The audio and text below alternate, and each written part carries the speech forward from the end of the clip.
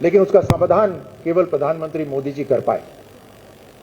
2024 की जो जीत हुई उसके अंदर उड़ीसा के अंदर हमने सबसे पहली बार भारतीय जनता पार्टी की सरकार बनाई। हमने केरल के अंदर भी अपनी सीटें खोली, उसके अंदर खाता खोला, और आंध्र प्रदेश के अंदर हमने एनडीए की सरकार बनाई। यह भी बड़ी अजीब विडंबना है कि इस 24 के चुनाव में जहां 3 बार लगातार कांग्रेस पिछड़ी है, पीछे रही है, उसके बावजूद भी वो इस बात की खुशी मना रहे हैं कि उनके 99 सांसद चुने गए। और जैसे प्रधानमंत्री मोदी जी ने अपने संसद के भाषण में भी कहा था कि अगर 100 में से 99 आए होते तो जरूर खुशी की बात होती, लेकिन ये 543 में से 99 है। और अगर विद्यार्थी इस प्रेस कॉन्फ्रेंस को सुन रहे हैं तो वो भी जानते हैं कि इम्तिहान के अंदर पासिंग मार्क्स 33% होता है, और कांग्रेस की इस बार 543 में से केवल 18% सीटें आई हैं, तो वो इम्तिहान पास भी नहीं कर पाए, लेकिन उसके बावजूद भी वो खुशी मना रहे हैं। तो आप सब समझ सकते हैं कि भारतीय जनता पार्टी प्रधानमंत्री मोदी जी की लीडरशिप में जिस प्रचंड और प्रभावी रूप से काम हो रहा है, उसमें विपक्ष इसी बात से खुश है, और वो भी ये जॉइंट विपक्ष है, केवल एक पार्टी नहीं है, इसी बात से खुश है कि वो 18% पासिंग मार्क्स से भी कम मार्क्स लेकर आए हैं। पहले कार्यकाल के अंदर प्रधानमंत्री मोदी जी ने जो आत्मविश्वास जो लोगों में बनाया, जिसमें सबका साथ सबका विश्वास, हर लाभार्थी के पास साधन पहुंचना, उसके साथ साथ एक नई कर नीति भी लेकर आए।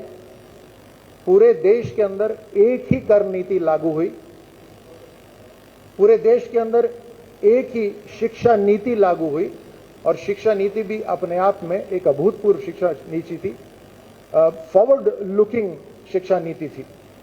दूसरे कार्यकाल के अंदर प्रधानमंत्री मोदी जी ने देश की सांस्कृतिक विरासत को मजबूती दी, मान, मूल्य, प्रतिष्ठा, इसके ऊपर ध्यान केंद्रित करा। धारा 370 समाप्त हुई, आर्टिकल 35A समाप्त हुआ, राम मंदिर, काशी विश्वनाथ, उज्जैन महाकाल, इन सब का सौंदर्यीकरण हुआ, विस्तार हुआ।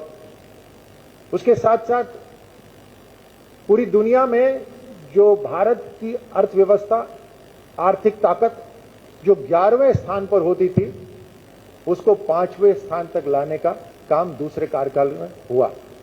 उसके साथ ही नए संकल्प और नए लक्ष्य निर्धारित कर दिए गए।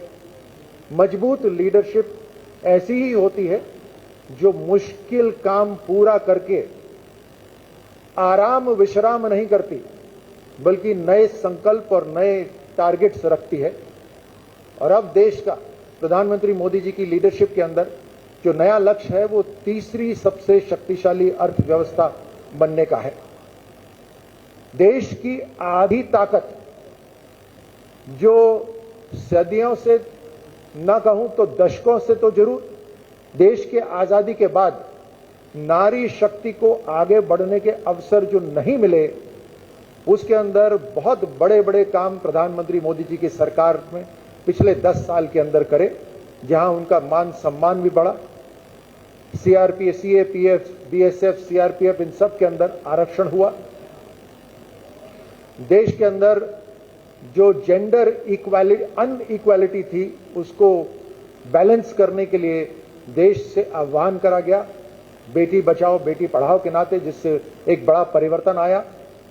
साथ ही एक बहुत बड़ा कदम उठाया गया, जहां नारी शक्ति को चुनाव के अंदर आरक्षण दे दिया गया। यह अपने आप में एक बहुत बड़ा कदम था जो प्रधानमंत्री मोदी जी ने रखा।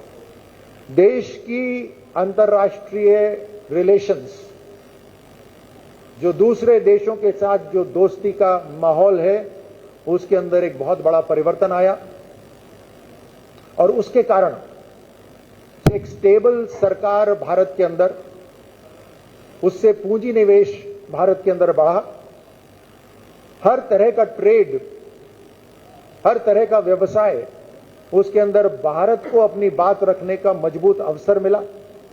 हर देश अपनी खुद की आर्थिक ताकत बढ़ाने के लिए भारत से हाथ मिलाने को तैयार हो गया। जो आतंक का माहौल पहले फैला रहता था और जिसमें भारत को एक कटघरे में खड़ा कर दिया जाता था, उसमें टोटल 180 डिग्री का परिवर्तन आया, जहां हर राष्ट्र भारत के साथ खड़ा हुआ मिला।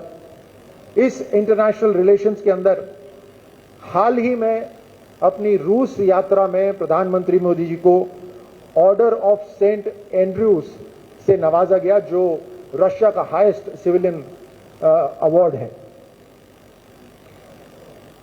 देश में जो अंग्रेजों के समय से चलते आ रहे कानून थे, उसके अंदर भी बदलाव करा गया।